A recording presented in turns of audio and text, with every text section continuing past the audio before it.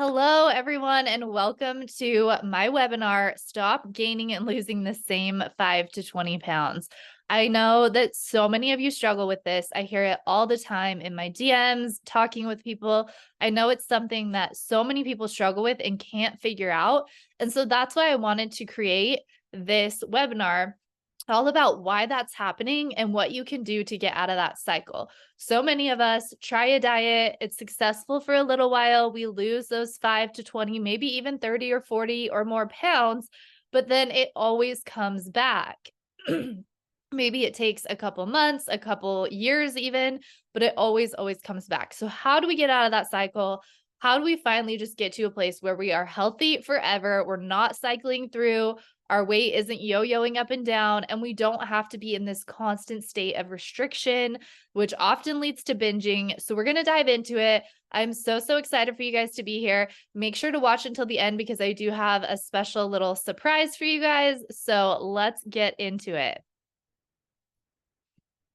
All right. So you're frustrated, right? You've tried all the diets, nothing seems to last. You always gain the weight back, and you blame it on these things, right? You blame it on your lack of willpower, maybe your addiction to food or sugar. You feel like you're addicted to sugar, you're addicted to food, or you're just a failure. You think you just can't do it. I'm just a failure. Or you think maybe you just don't want it enough, or you're not working hard enough.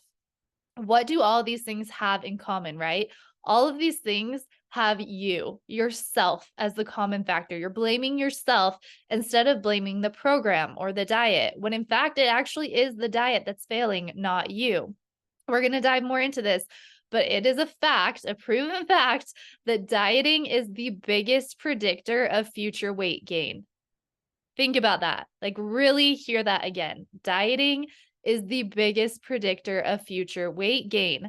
So why don't diets work, right? Like, they're supposed to work.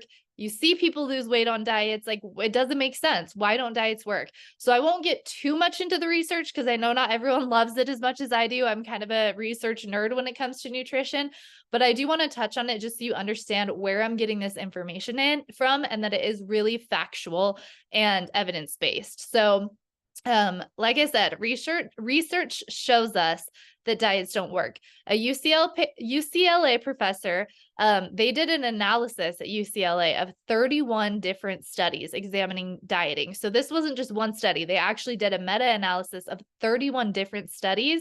And they said, we found that the majority of people regained all the weight plus more. Again, this could be over months, years, but majority of people that lost weight dieting, and this is all different kinds of diets, macros, Weight Watchers, eating clean, keto, Noom, you name it.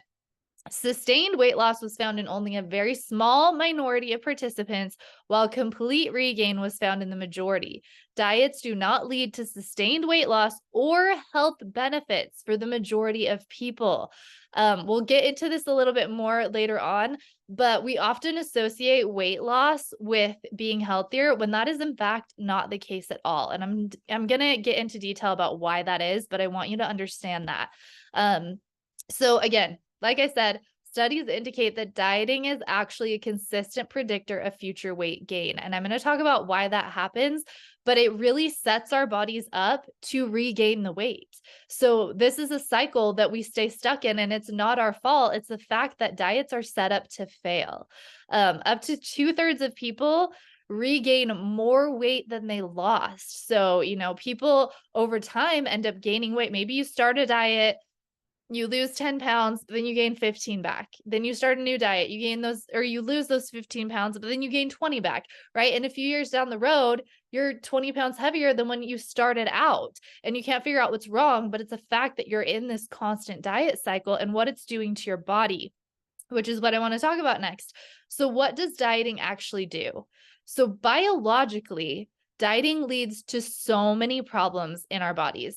It leads to unhealthy changes in body composition a lot of the time, meaning that we often are losing muscle more than fat. We're decreasing our metabolism. So it also leads to hormonal changes. We'll talk about this, but there are hormones in our body that regulate our hunger and fullness and our stress.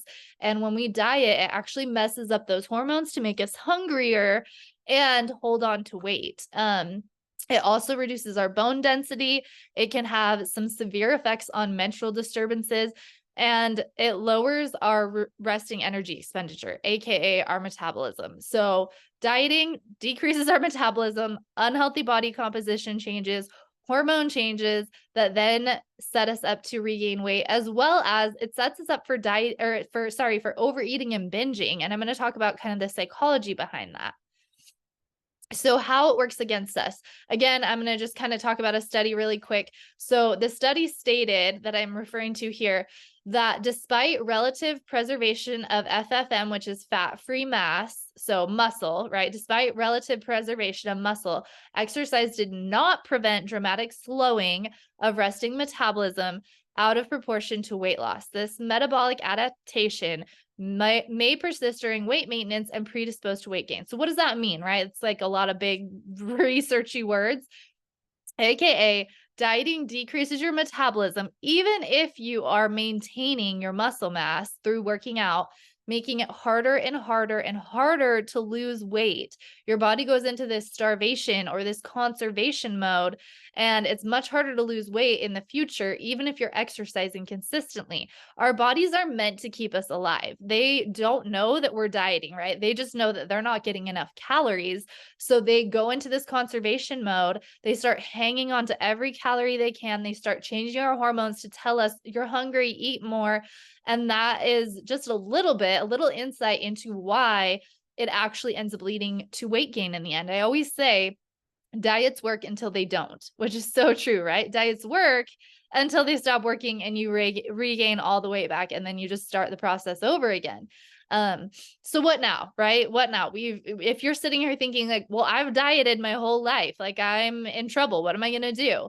This damage can be reversed. Okay. It can, it takes time, and it usually takes getting some support and help because it's not easy to get out of this diet cycle, but stop restricting, right? We need to stop counting calories, counting macros, cutting carbs.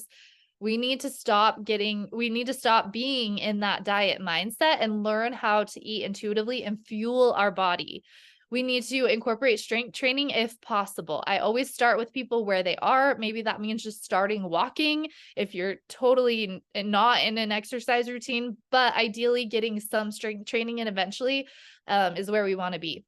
Getting enough sleep. This is something that is so overlooked, you guys, but people that don't sleep enough tend to weigh more and gain weight. It is very linked. So like within my program, I have a healthy habits coaching program where I take women just like you through how to get out of this diet cycle, get to a healthy place, become an intuitive eater. But some of the things that we talk about in that program and really emphasize are exercise, like strength training, how to make it sustainable, how to make it realistic, how to make it enjoyable, and also sleep and stress management, because those things affect your weight, your health so much. And if you're only focused on diet and exercise, you're missing two huge puzzle pieces, right? That are contributing to your health goals. And then not skipping meals. I'm definitely not a fan of intermittent fasting. I get that question all the time. Usually it leads to binging. It's been shown in studies to have some very negative effects on hormones, especially in women. It can also affect your metabolism negatively. So even if it's just starting to eat breakfast consistently, that can be a huge change that can benefit you. But of course, right, what I always hear with intuitive eating and the fear is I don't want to gain weight. Here's the thing. Intuitive eating does not automatically mean you'll gain weight. I know people think, well, I'm just going to be eating whatever. I'm not going to have any rules. I'm going to eat and eat and eat and gain weight. Some people gain weight. Some people maintain their weight and some people lose weight. I put just to kind of show you that this really is true. Some of the past messages I've gotten from clients that I have worked with that have become intuitive eaters and have lost weight. Now, I don't focus on weight loss because that doesn't create long-term sustainable changes, right? People join my program and they may want to lose weight, but we kind of say, hey, we're putting that on the back burner and we're instead going to focus on healthy habits and healing your mindset and relationship with food. And sometimes that leads to weight loss, right? A lot of the time it does. For people that have not been able to actually lose weight in the past and successfully keep it off. So just a couple examples, you can kind of read through these, but what I love is like this first one here, weighed myself for the first time since starting. We focus on not looking at the scale, like not weighing if possible.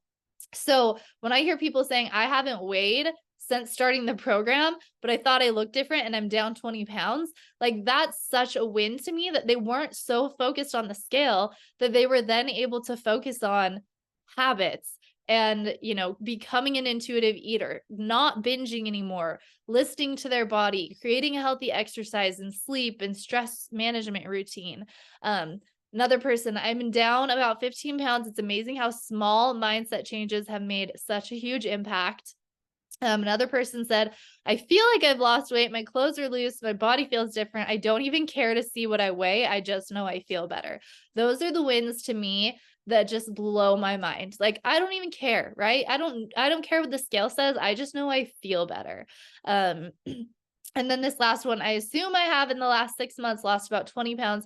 I don't weigh myself, but based on my jean size, I wasn't really doing this for weight loss, but it just happened. So you guys, if you trust the process and if you are somebody that feels like, maybe you really do need to lose weight, you've been in this yo-yo cycle, the best way to actually get down to your healthy set point weight, which I'll talk about what that is to actually stop dieting. It's not a quick fix, but it's actually a long-term solution.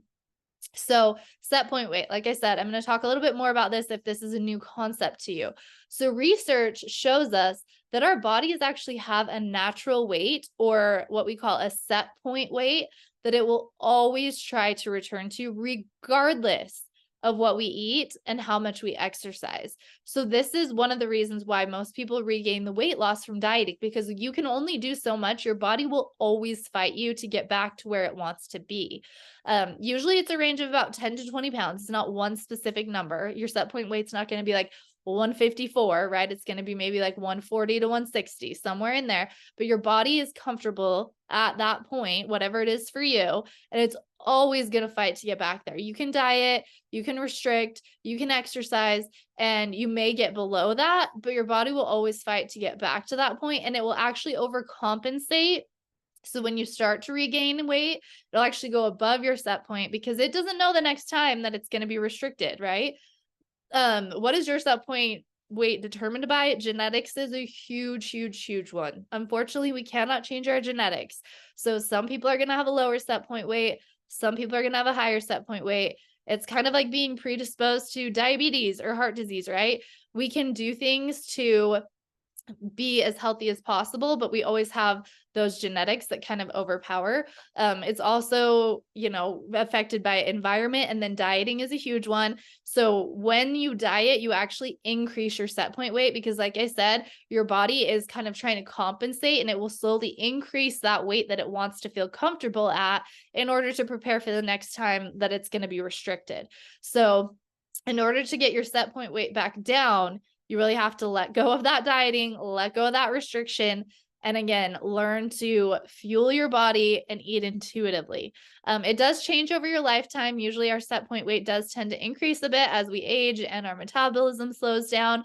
Can it be changed? Yes and no. I kind of talked a little bit about this, but I like to explain it kind of like a thermostat. Think about a thermostat in your house. It's always fighting to keep your house at that temperature, right? You set it at a certain temperature. Think of that as your set point weight.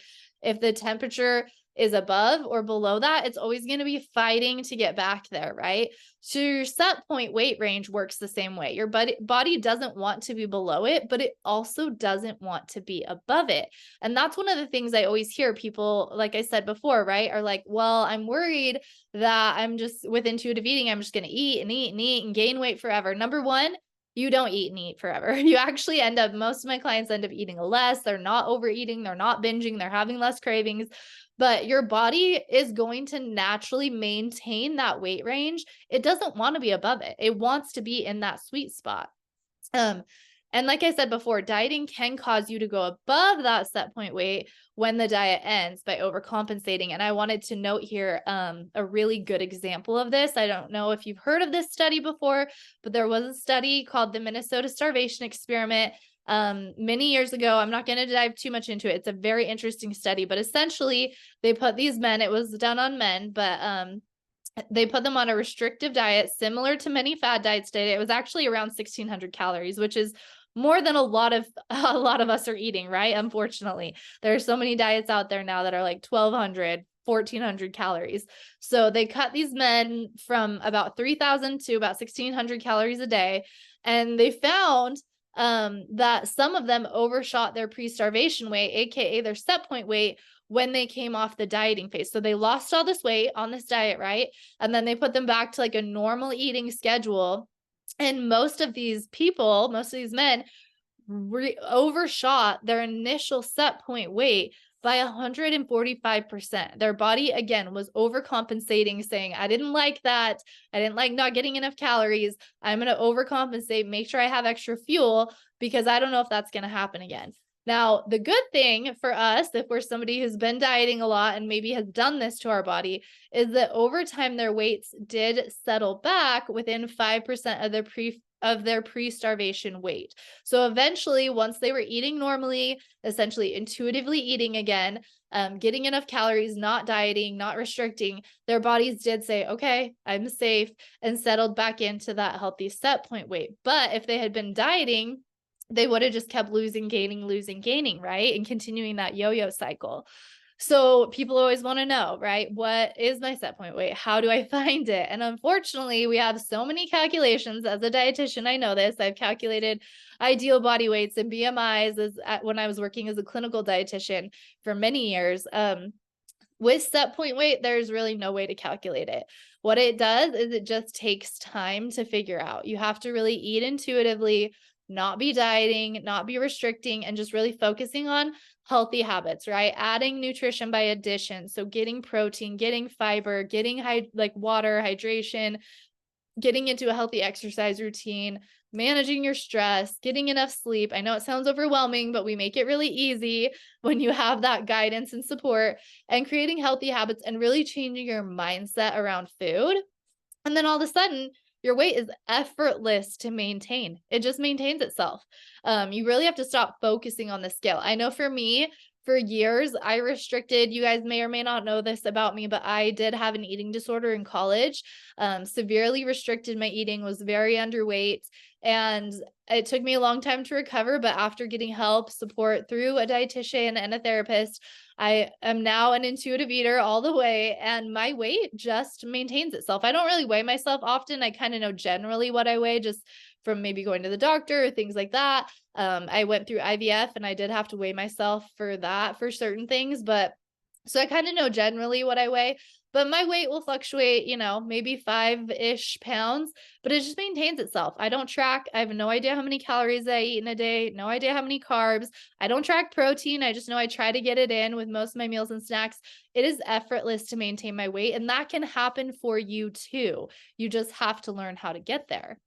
Right? So what do I measure then? That's the other question I get. People are like, okay, well, if I'm not measuring the scale, if I'm not tracking my food, how do I know? How do I measure my progress? How do I know if I'm making progress? There are so many things that you can measure. And actually in my program, I have a module that my clients go through that talks about 23 different ways to measure progress without the scale. But a few that I want to mention here: energy. How's your energy? I love hearing from my clients, oh my gosh, I have so much more energy. I'm able to work out better. I'm able to play with my kids. Like I just, I'm not tired and sluggish and like fatigued all the time. Digestion. This is a huge one.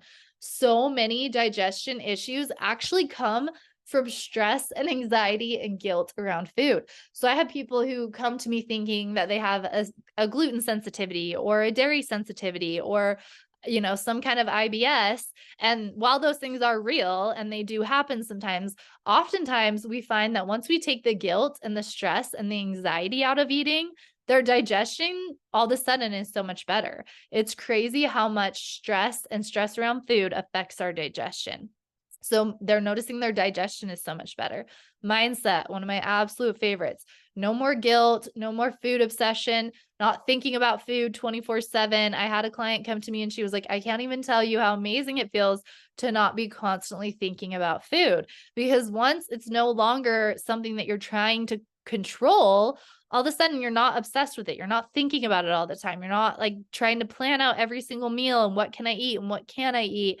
Um, Strength and endurance. I love seeing my clients all of a sudden be able to run farther, lift more because they're fueling their bodies instead of restricting, right?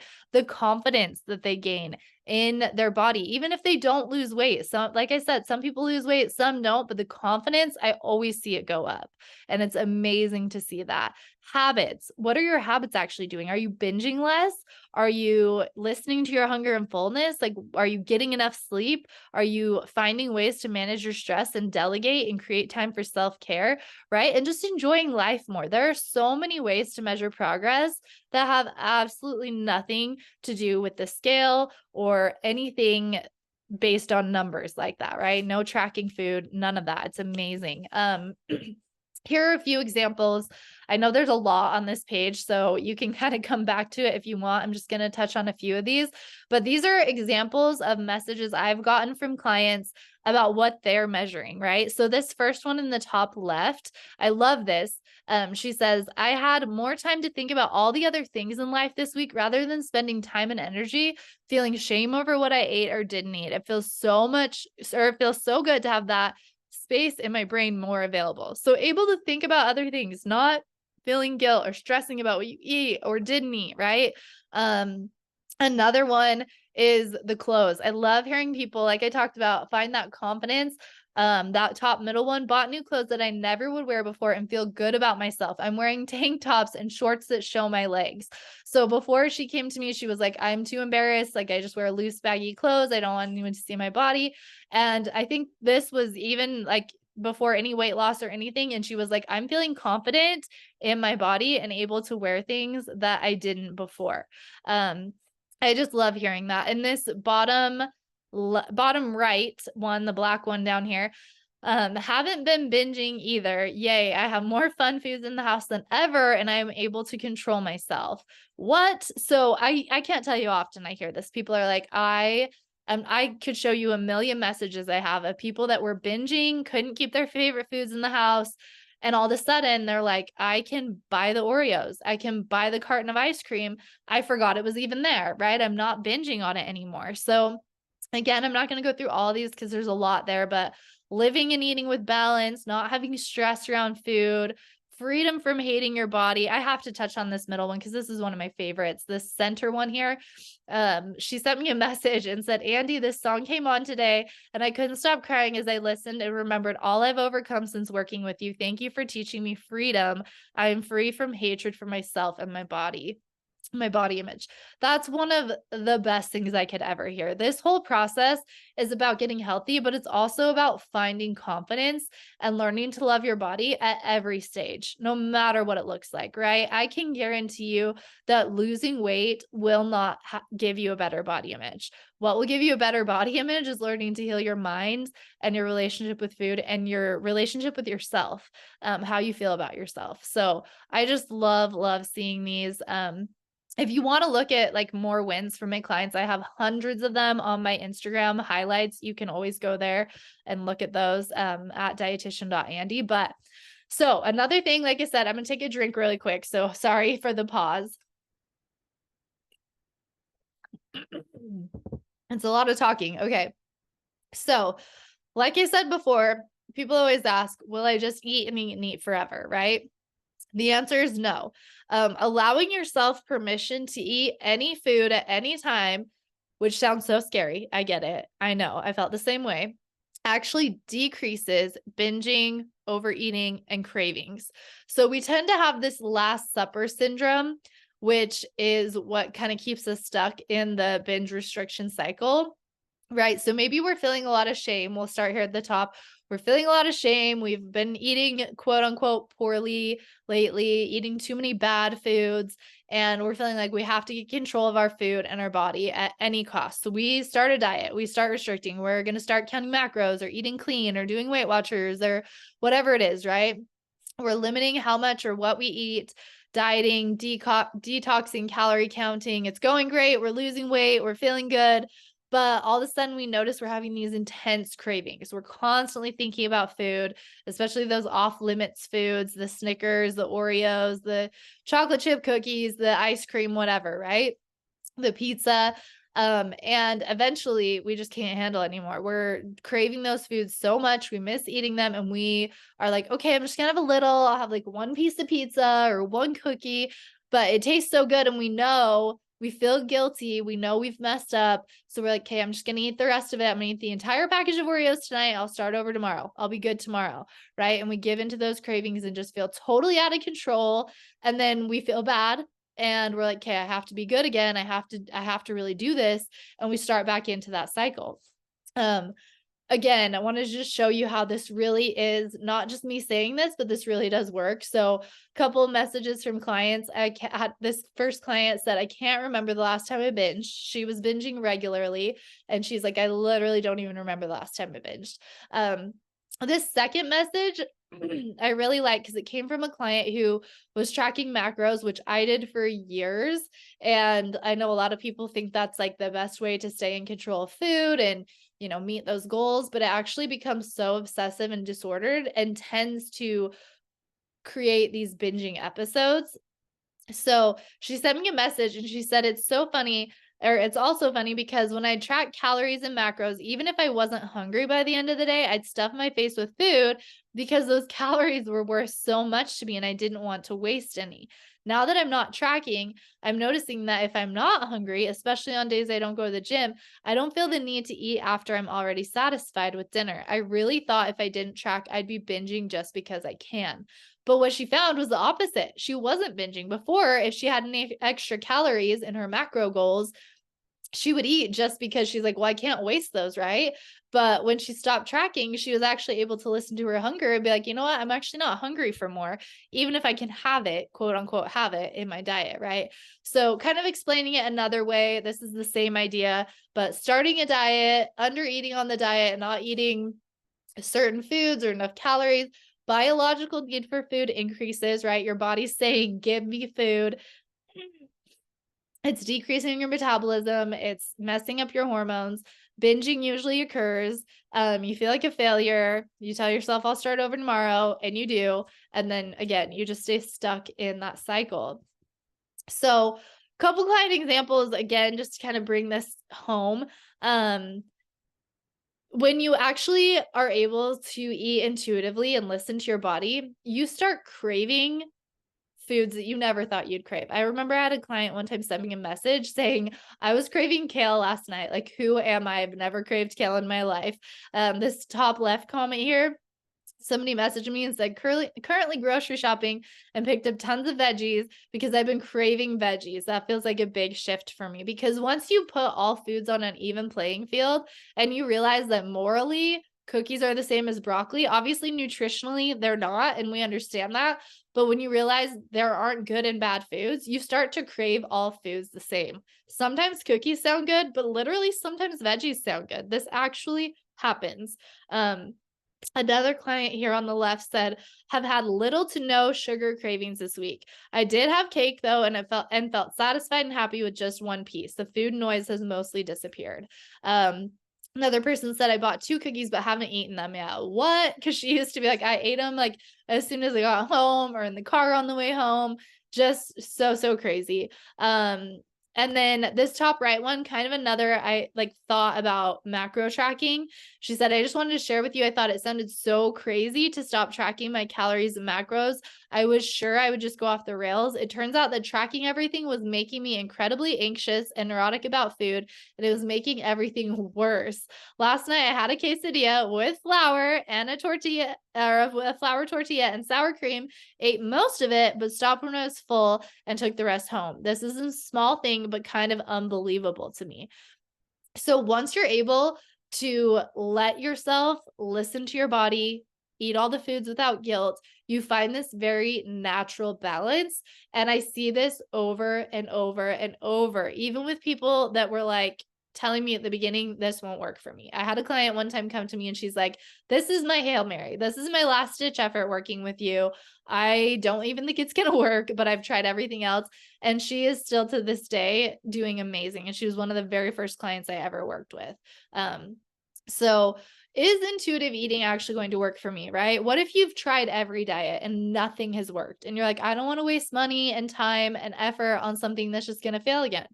What if you have years of disordered eating habits? I had years of disordered eating habits, years and years and years, and I could not picture a world in which I actually had a healthy relationship with food. I wasn't thinking about food all the time. I wasn't restricting and then binging an entire funfetti cake on my birthday, which I did. Um, I just couldn't picture that. And what if you still want to lose weight? What if you're not ready to let go of that? Yes, it will still work for you. I promise. It's very difficult to do on your own. There are some tips I'm going to give you for kind of how to get started, but I definitely think getting help and support from a dietitian, an intuitive eating dietitian is key. I love this message that I got from a client. She said, I love this. I never would have made it this far without your help. I'm a hardcore quitter, but this is the one thing that I have been continuously working on since starting the program. She was like, I quit everything. She almost didn't join because she's like, I can't waste any more money. My husband doesn't want me to waste any more money. I always fail at things. And she, again, is still doing amazing. I still talk to her. She's still doing incredible because this isn't just another program or a quick fix or a diet, right? This is actually changing your entire mindset, relationship, lifestyle, everything about how you feel about food in your body. So a few steps for getting started. If you're like, I really want to get into this intuitive eating thing, I don't really know what to do, I don't really know where to start. Number one, read the book Intuitive Eating. It is such a good book. It's written by two dietitians. You can get it on Audible, on Amazon. It's pretty cheap. Really, really good book. Kind of just dives into really understanding intuitive eating and how to get started with it. Another thing I think is so, so helpful, and that I often encourage my clients to do, is a social media detox, meaning unfollow those accounts that are making you feel like you need to lose weight, making you feel like you need to go on a diet, making you feel bad about yourself, your body. It's not helpful, right? Start following accounts that are positive, promote a positive body image, promote all sizes of bodies. Follow people in all sizes of bodies, especially like bodies that are your size, maybe, that make you realize how beautiful. Follow accounts of, if you're in a bigger body, like follow accounts of other people in bigger bodies that maybe do fashion or, personal training. Like realize that there are bodies of all sizes that are beautiful, that are like capable. So do really look at your social media and really think about, is what I'm consuming helpful to my mindset, to my goals, of, really being able to have a healthy relationship with food and my body. If you can, ditch the scale. I know this can be hard. I used to weigh multiple times a day, and the thought of not weighing to me was just crazy. I couldn't even imagine a world where I didn't weigh myself. So if you can't totally throw away your scale, I always recommend like putting it away somewhere where it's hard to get to. So it's not just there every time you walk into the bathroom. If you want to weigh, you actually have to like go get it out, and it makes it a little bit easier to avoid it. If you can throw it away, that's great. Eat more slowly and mindfully. I have so many tips for this. We go over a lot of this in detail in my program about how to actually become a mindful eater, but this is huge. And then find exercise that feels good. If you're not enjoying the exercise that you're doing right now, or you're not exercising, this is where we need to figure out what feels good to you and what is actually enjoyable and sustainable. Maybe hitting the gym hard or running 3 miles a day, you're not enjoying it. Maybe it's walking a couple miles a day. Maybe it's doing some Pilates. Maybe it's doing YouTube workout videos, right? So really start to look at your relationship with exercise as well. And if it's not something that's sustainable, or if you're feeling burnt out, let's figure out what is actually going to feel good. So what if you need more help, right? How do I become an intuitive eater? So I always recommend working with a dietitian, a credentialed registered dietitian. There is a big difference between a nutritionist and a dietitian. So make sure you're working with somebody that is actually a dietitian, has a degree, has passed the registered dietitian exam, has all of the hours they need for that. Um, A nutritionist is really just anyone that calls themselves a nutritionist. So it's really important to make sure that you're working with somebody that truly knows what they're talking about, because I've seen a lot of influencers, macro coaches, nutrition coaches that don't have credentialing give really poor advice. Um, I do have, like I mentioned earlier, a healthy habits coaching program. This is a 4 to 6 month program. My proven method. I've taken hundreds of women through it, women just like you that have felt hopeless, frustrated, lost, and they're now in such an amazing, healthy place and feeling so good, so in control around food. There's group support from women, like I said, that are just like you, struggling with the same things. It's so nice to be able to have a community to come to that understands you, that you can share wins, share struggles, share questions with. You also get one-on-one personal feedback and coaching from me. There's tons of resources, materials, modules that you work through. Obviously, a ton of mindset work. Your whole mindset and relationship with food will change. And there's no restrictions, right? This is not another diet. I'm not going to tell you that you have to track your calories or stop eating cake. Like, we are working on actually creating sustainable, lifelong habits. Some of the things that we cover in the program, this is just a small glimpse. We cover so much: stress and emotional eating. We do a ton on body image. We even have a guest body image coach that comes and talks to us on one of our Zoom calls. We talk about sleep and how that affects our health. We talk about stress management. We talk about hydration.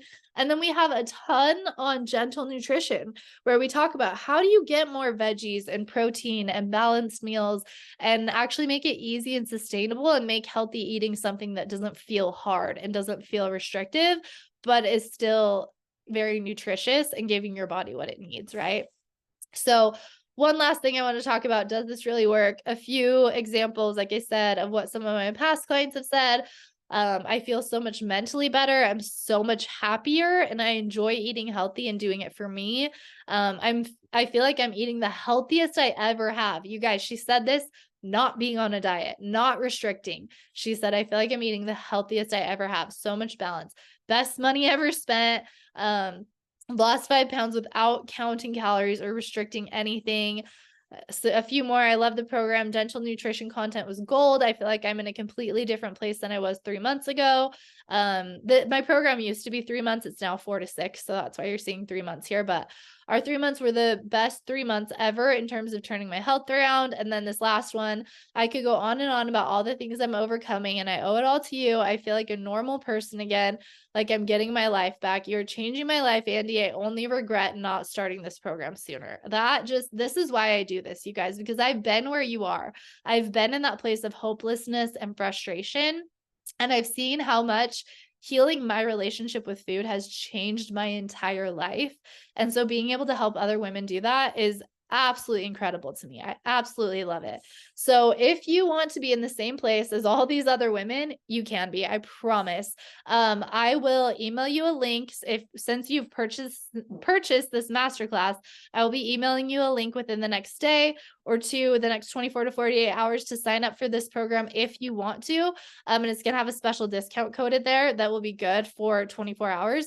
Or actually, no, this code is good for 3 days. If you have any questions, please reach out to me. You can reach out to me on Instagram at dietitian.andy. You can reach out to me via email, whatever works best for you. But please let me know if you have questions, interest in the program, questions about it, or just questions in general, maybe even questions about this masterclass. But I just want you guys to know that you can do this, and life can truly be so much better than it is right now. If you're struggling, you don't have to. A couple other thoughts about what is included. If you're curious about the program, it's an entire course of modules, resources, worksheets. They're somewhat self-paced, so you work your way through those. We have bi-weekly Zoom group coaching calls. Like I mentioned, we do also have guest coaches that come onto those calls at times, which is so fun. We have weekly one-on-one email check-ins for individual support and guidance. We have a private Facebook group that's so fun. We get in there and share wins on Fridays. We share goals on Mondays, keep each other accountable. I also have a tier one option that includes private voice messaging and support with me if you want a lot more one-on-one support. So many different ways to work with me and really just get yourself to a good, healthy place. Thank you again for being a part of this masterclass. Thank you for taking the time to listen. I am so excited to hopefully get to know you better in the future, maybe even work with you in my program.